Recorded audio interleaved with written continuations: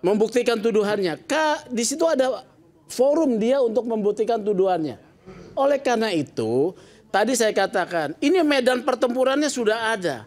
Mereka harus mempersiapkan ahli-ahli, argumentasi-argumentasi untuk bisa meyakinkan hakim bahwa ijazah yang mereka tuduhkan palsu itu memang palsu. Bang, silakan. Saya lihat nih. Ada dugaan kriminalisasi di kasus Roy CS. Dulu lah saya mau bilang ya.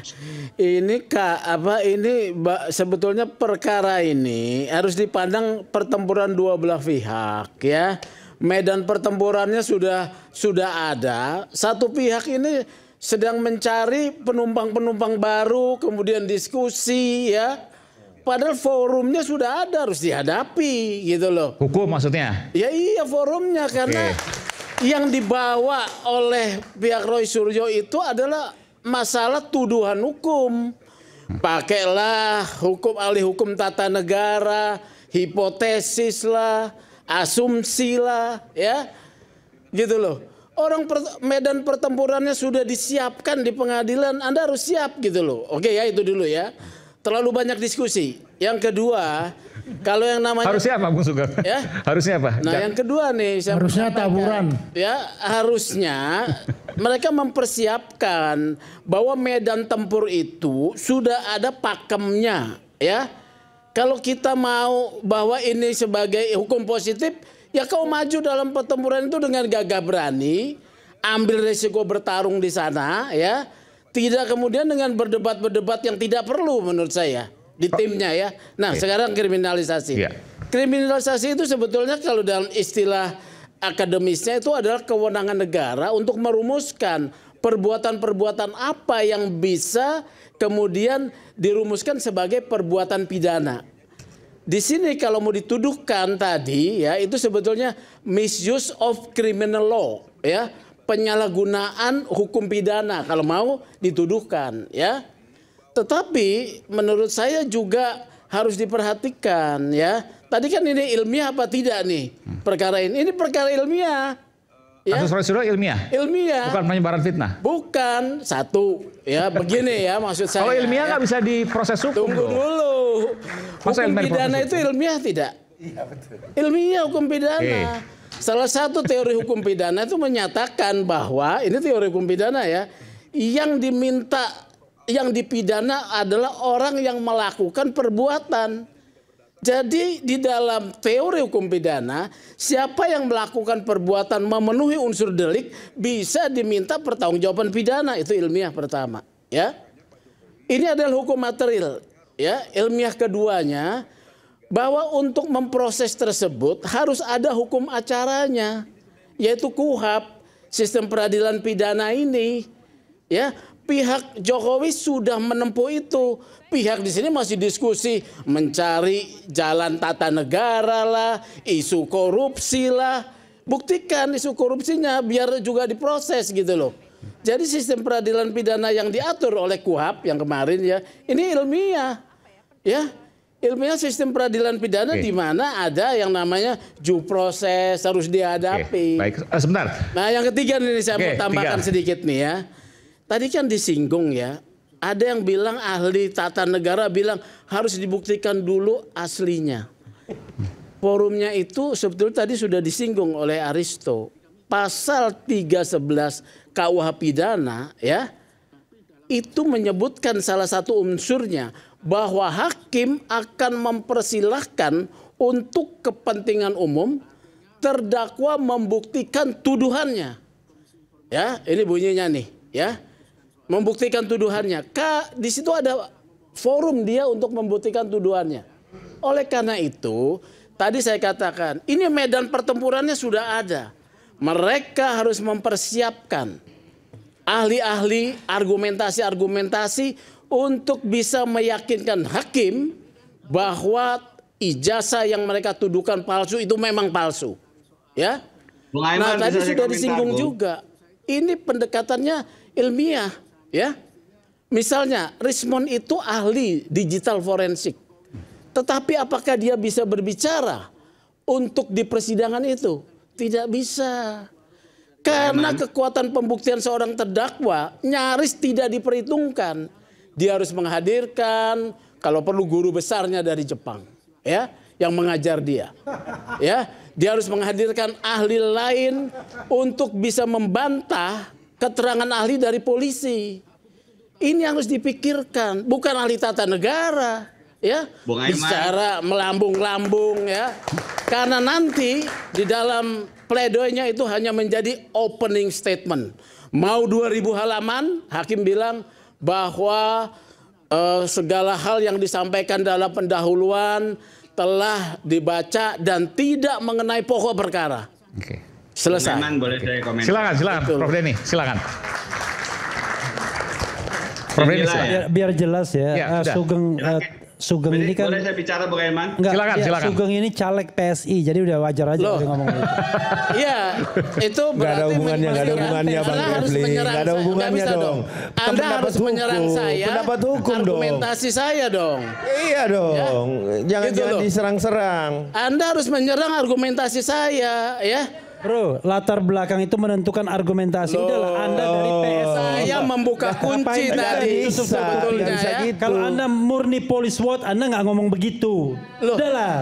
Yang mana yang harus Anda challenge di dalam bagian proses penyidikan yang harus saya kemudian komentari juga. Coba. Dalam keseluruhan Anda itu kan mendukung pihak sana. Ya sudahlah. Enggak, bukan. Kita hargai, udahlah. Saya harus Anda kemudian membantah Denny seolah-olah Denny harganya nggak ada apa-apanya. Bukan, Udahlah, kita ya. saling hargai ilmu aja, ya kan? Nah, oleh Kalau karena Anda dari itu saya katakan, dan ya. Anda mau membela orang Jokowi, ya silahkan saja. Udah, this is your job. Ya, From enggak, udah, PSI begini aja. to Jokowi. Begitu Udah. loh, begini ya. Jadi begini loh ya. dong, Anda ini ya, kalau kita menutup latar belakang itu, maka kemudian salah satu Begini, integritas ya. seseorang adalah berani mengungkapkan siapa dia.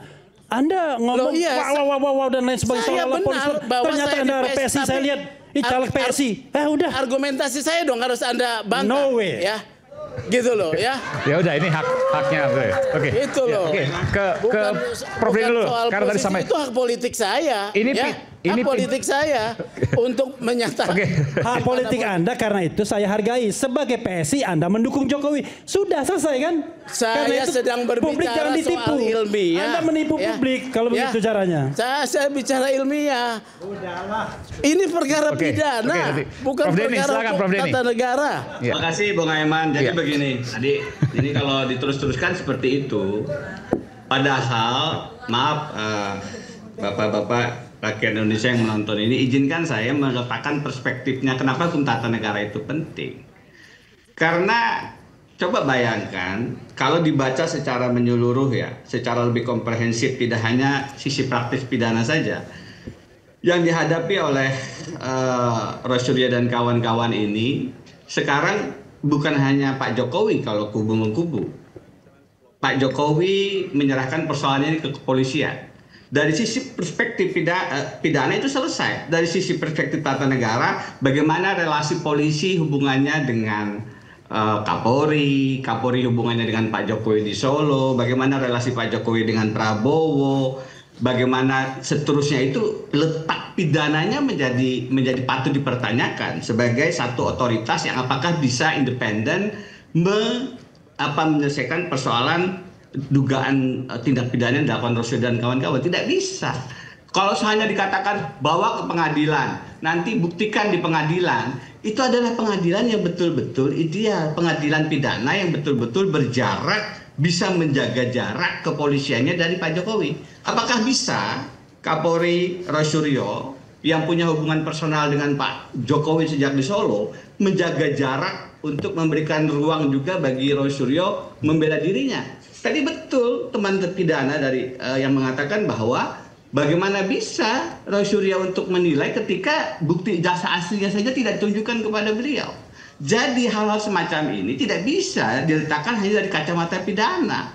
Memang harus dilihat dari kacamata yang lebih luas. Salah satunya adalah relasi kekuasaan tata negara antara kepolisian dengan Pak Jokowi, bahkan dengan Presiden Prabowo yang sedemikian dekat. Bagaimana bisa kita hanya meletakkan hukum pidana di tengah relasi yang tidak fair itu? Oke. Jadi menurut saya menjadi sangat penting kemudian untuk menghadirkan logika-logika semacam ini ke hadapan publik, bahwa logika pidana prosedural saja, tidak menyelesaikan masalah. Karena itu seharusnya Pak Jokowi mengambil inisiatif sebagai negarawan, menunjukkan ijazah aslinya, dan itu tidak kemudian menarik bangsa ini selama bertahun-tahun. Jadi Bang Denny, izin sebentar, saya tidak memotong Bang Denny ya. Saya cuma mau menyampaikan gini. Sebentar Bang Denny. Kalau saya kemudian Bang Denny, kalau kita berbicara dalam perspektif bahwa kemudian harus Pak Jokowi yang legowo, memperlihatkan dan lain-lain. Pernah nggak sih kita memikirkan seorang Insinyur Joko Widodo, Presiden ke-7 itu sebagai korban fitnah saat ini? Bagaimana situasi kebatinan beliau, ya kan? Bagaimana keluarganya, ya kan? Ini kan ya, kita hanya berpatok pada ini harus legowo, seolah-olah dibolak-balik nih. Yang mana yang menuduh ijazah palsu, ya, yang melakukan tindak pidana yang saat ini sudah menjadi tersangka, ya kan? Kemudian kita tidak pernah memikirkan nih korban yang dari tahun 2020 Februari itu sudah mengalami fitnah ini terus menerus sampai sekarang, gitu loh. Nah, ini kita jangan lihat perspektif selalu pada tolak ukurnya Roy Suryo CS saja, bos. Itu nggak fair itu. Korban itu. Ya nggak fair menurut saya, Bang. Ketika Anda melihat kacamatanya itu hanya pada titik bagaimana seorang Roy Suryo melakukan tindak pidana yang harus diakomodir oleh perspektif pandangan keahlian Anda. Kan itu persoalannya. Aiman, boleh saya sedikit bahwa bagaimana korban ya difitnah, ya kemudian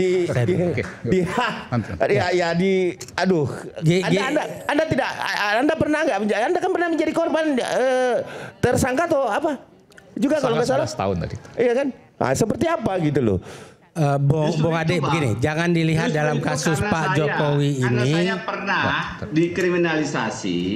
Saya paham bagaimana berhadapan dengan kekuasaan itu, posisi tersangka itu tidak dalam posisi yang kadang-kadang ideal. Aturan main, lapangan permainan itu tidak ideal bagi kita, apalagi berhadapan dengan kekuasaan, berhadapan dengan Pak Jokowi. Seharusnya Pak Jokowi sebagaimana Pak Arsul, tunjukkan saja ijazahnya, dan Pak Arsul dengan legawa bilang, saya tidak akan melaporkan pidana orang yang melaporkan ijazah saya. Kenapa seorang negarawan hakim konstitusi seperti Arsul bisa mengambil posisi itu? Kenapa Pak Jokowi yang presiden tidak bisa? Sehingga kita kemudian tidak ditarik kepada persoalan yang terus berlarut. Pak Jokowi tunjukkan. Ya, jadi gini. Kalau kemudian ijazahnya betul-betul asli dengan cara verifikasi yang benar, tidak perlu masuk pidana.